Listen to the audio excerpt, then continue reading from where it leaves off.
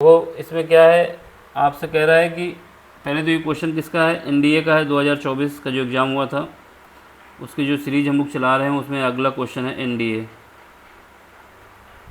ठीक, 2024 जो पहला पेपर हुआ था, फर्स्ट पेपर, उसका क्वेश्चन है। तो सबसे पहले हमारे पास क्या है, for what value of n, जो डिटर्मिनेंट है क्या आएगा, ज़ीरो। जो भी डिटर्मिनेंट है वो ज़ीरो है। कोई भी डिटर्मिनेंट तभी ज़ीरो होता है, कोई भी डिटर्मिनेंट तभी ज़ीरो हो सकता है जब उसके या तो दो कॉलम बराबर हो या दो रो बराबर हो। ठीक है, दो कॉलम बराबर हो या फिर दो रो बराबर हो। जैसे आपको डिटर्मिनेंट क्या गिवन है, डिटर्मिनेंट हमको गिवन है C9 4 और कॉमा 1 मिनट। ये तो लिखा हुआ है, इसको दोबारा क्यों रिपीट करें, इसको नहीं रिपीट करते क्योंकि लिखा हुआ है ना, पेज भी फेल हो जाएगा, एक ही पेज है। हमको गिवन क्या है, गिवन है ये C9 4।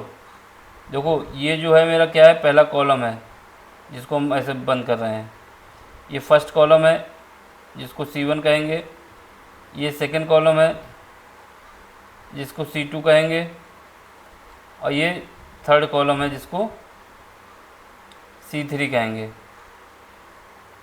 ठीक है, ये कॉलम हो गया। अब रो के विषय में देख लो, ये फर्स्ट रो है पूरा, ये R1 है, ये R2 है, R2, और ये लास्ट वाला R3 है, ये हमको गिवन है। अब आपसे कह रहा है कि डिटर्मिनेंट जीरो है आपका। कोई भी डिटर्मिनेंट तभी जीरो हो सकता है जब उसके या तो दो रो आपस में बराबर हों, या फिर दो कॉलम आपस में बराबर हों, या फिर सारे एलिमेंट जीरो हों। ठीक है, तभी हमारा डिटर्मिनेंट जीरो हो सकता है।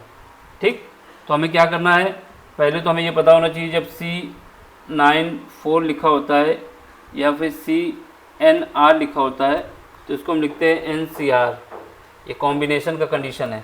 ठीक है, तो हम इसको क्या करेंगे, पहला कॉलम जो दिया है उसको ऐसे लिख देंगे 9C4। ठीक, फिर दूसरे कॉलम में क्या है, पहले कॉलम पे एलिमेंट लिखना है भी, 11C6 और MC7, ये पहला कॉलम हो गया।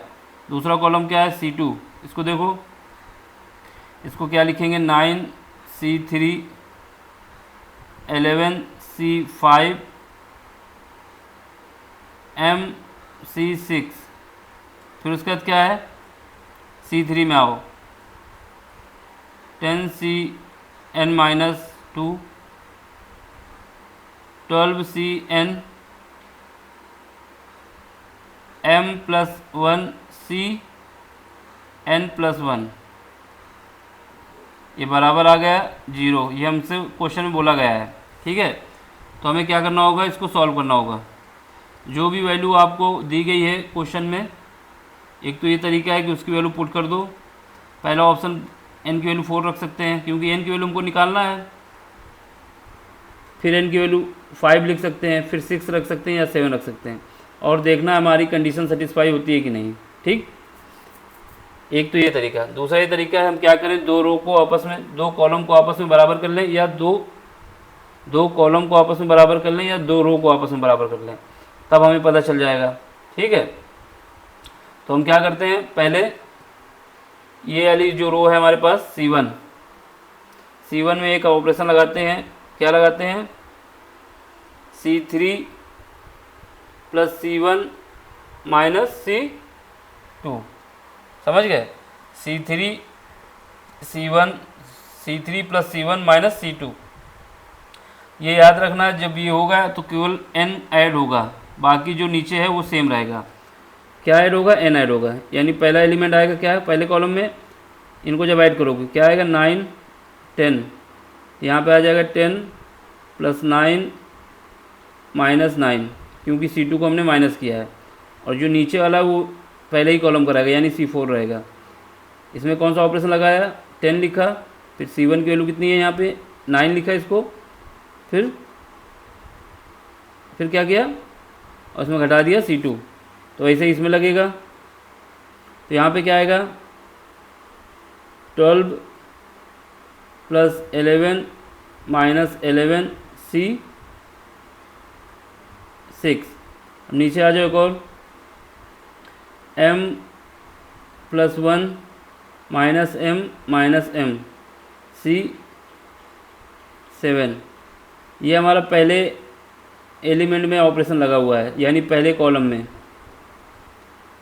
ठीक है, अब आगे बढ़ो, बाकी जो है ऐसे ही लिख दो, यानी C9 C3 11 C5 M C6।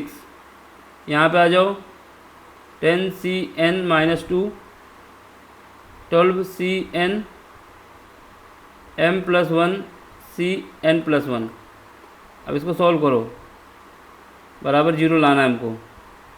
इसको सॉल्व करेंगे तो 9 से 9 कट जाएगा, 11 से 11 कट जाएगा, M से M कट जाएगा, यहाँ पे प्लस है।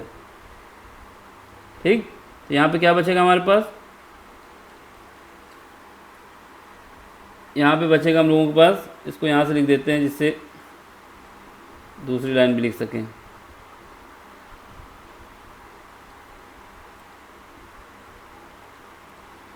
यहाँ पे हम लोगों के पास बचेगा, यहाँ देखो यहाँ पे 10 C4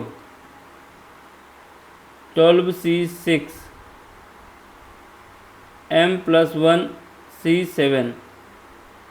यहाँ पे क्या आएगा 9 C3 11 C5 M C6। यहाँ पे आ जाओ लास्ट वाले में 10 CN - 2 12 CN M + 1 CN + 1 बराबर 0। अब देख लो, अब हमें क्या पता चला इससे, हम लोगों को ये जानकारी मिल रही है कि ये जो कॉलम है ये C1 और ये जो है C3, इनमें रिलेशन बन गई है। कौन सी रिलेशन बन गई है, ये रिलेशन बन गई कि यहाँ पे C कितना है 4 है, और यहाँ पे कितना है N - 2 है, और यहाँ क्या है 6 है, और यहाँ पे N क्या है N है, यहाँ पे 6 है, यहाँ पे N है, और यहाँ पे 7 है, यहाँ पे N + 1 है। यानी अगर N = 6 ले लिया जाए तो दोनों कॉलम आपस में बराबर हो जाएंगे। जब N = 6 पुट करेंगे तो सारी वैल्यू सेम हो जाएगी। तो N = 6 पे क्या आएगा 10 C4 12 C6 M + 1 C7 9 C3 11 C5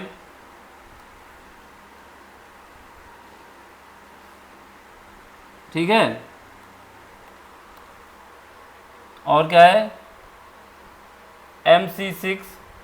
यहाँ पे क्या आ जाएगा जब n = 6 रखेंगे तो 10 C4 क्योंकि 2 कम हो जाएंगे, 12 C6 M + 1 C7। इसका मतलब क्या हुआ, ये दोनों आपस में बराबर आ गए हैं।